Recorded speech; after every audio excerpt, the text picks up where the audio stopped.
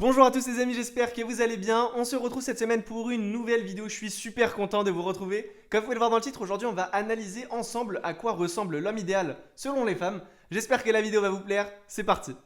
Avant de commencer la vidéo les gars, je tiens juste à vous préciser une chose, c'est que cette vidéo n'est pas à prendre au sérieux. L'analyse que je vous ai faite va se baser sur les réponses que j'ai obtenues lors des différents micro-trottoirs. Donc forcément, avec 5 avis, on ne peut pas dégager un avis général. Aujourd'hui, j'ai voulu réaliser cette vidéo simplement pour faire un bilan de tous ces micro-trottoirs. Donc si vous n'êtes pas dans les critères, ne vous en faites pas, ça ne veut pas dire que vous avez aucune chance avec les filles. Pour en venir au sujet du jour, on va faire un petit jeu, vous allez très vite comprendre. Donc je vais commencer par poser des questions et on va laisser les filles y répondre. Je pense que c'est assez clair, c'est parti. Alors je commence avec la première question qui est très simple. Quelle est la taille de l'homme idéal ? Je dirais 1m75 pour un garçon. Très bien, on en vient maintenant à ma deuxième question. Ça concerne encore une fois le physique. Est-ce que ce monsieur doit être musclé ? Mais c'est toujours mieux. C'est mieux ? Un mec sportif, oui, c'est mieux. Un peu mais pas trop. D'accord, jusque-là ça va. Et est-ce qu'il doit être tatoué ou pas du coup ? Moi je suis pas trop pour les tatouages, je préfère que ce soit discret et tout. Je vois à peu près je crois. Donc tu préfères en gros les tatouages qui sont discrets, hein, c'est bien ça. En résumé, tu n'aimes pas vraiment quand c'est grand, quand c'est gros. Tu préfères quand il y a Un petit peu, pas peu. beaucoup. Non. des petits discrets.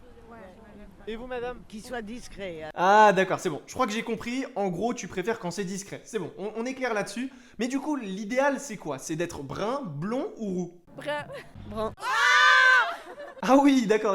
Bon, au moins c'est clair, hein, là, il n'y a pas de souci. Et en ce qui concerne le visage, du coup, est-ce qu'il y a quelque chose qui peut mettre en avant justement le visage de la personne qui est dite idéale ? Les yeux. Et les yeux. Son sourire. Ok, donc c'est bon, je vois, donc c'est le sourire, les yeux. Mais du coup, en ce qui concerne les cheveux maintenant, c'est quoi l'idéal, on va dire, pour un homme ? Court. Plutôt court, je dirais. D'accord, c'est bon, je vois. Donc tu préfères les cheveux courts, c'est ça. Mais du coup, maintenant, en ce qui concerne les poils, il doit en avoir beaucoup ou pas ? Enfin, c'est quoi le mieux ? Moi je dirais poilu. C'est l'homme quoi, faut arrêter, on va pas, tu vois, sinon c'est contre nature après. Ok, c'est bon. Je crois que là, on tient quelque chose. On va passer au tri maintenant. Parce que oui, du coup, j'ai fait une petite sélection. Et on va voir ensemble quel est l'homme idéal. Donc, on va passer maintenant à ma liste. Alors, sur ma liste, j'ai sélectionné 5 célébrités qui se rapprochent de ces critères. En première position, il y a Zayn Malik. En deuxième position, il y a David Beckham. En troisième position, il y a Justin Timberlake. Ensuite, j'ai mis Cristiano Ronaldo. Et enfin, j'ai terminé avec Zac Efron.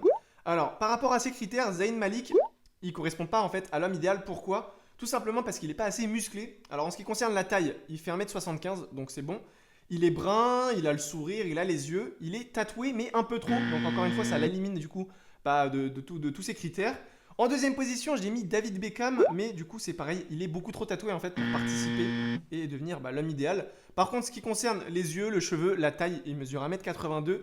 C'est plutôt cool. Et au niveau des muscles, ça va aussi, on va dire. En troisième position, il y avait Justin Timberlake, mais c'est pareil. Il n'est pas assez musclé et il n'a pas assez de poils. Sinon, en ce qui concerne sa taille, il mesure 1m85, donc c'est plutôt cool. Au niveau du sourire, les yeux et les cheveux, il n'y a pas trop de problème. Et après, quatrième position, du coup, c'était Cristiano Ronaldo. Il mesure 1m85, donc il n'y a aucun problème là-dessus. Le sourire, les yeux, les cheveux, le muscle, il n'y a aucun problème. En revanche, il n'a pas de poils et il n'est pas tatoué. Donc, j'en conclus que l'homme idéal, selon ces demoiselles, c'est Zac Efron. Malheureusement, en termes de taille, il fait 1m73, donc il est un tout petit peu en dessous des critères. Mais en ce qui concerne le reste, donc que ça soit le sourire, les yeux, les cheveux, les poils, les tatouages et même les muscles, il est vraiment au complet. Donc voilà, moi je pense que c'est Zac Efron qui correspond le plus à cet homme-là. Donc bien évidemment les gars, ce qu'il faut retenir de la vidéo, c'est que c'est un peu plus du divertissement que voilà, quelque chose à prendre au sérieux. En tout cas, n'hésitez pas à me dire en commentaire ce que vous en avez pensé. Est-ce que selon vous, Zac Efron représente vraiment l'homme idéal ? Dites-moi vraiment, polémiquez, dites-moi tout en commentaire ce que vous en pensez.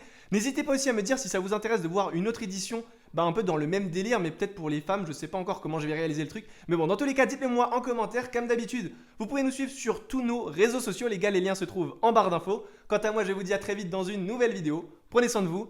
Bye.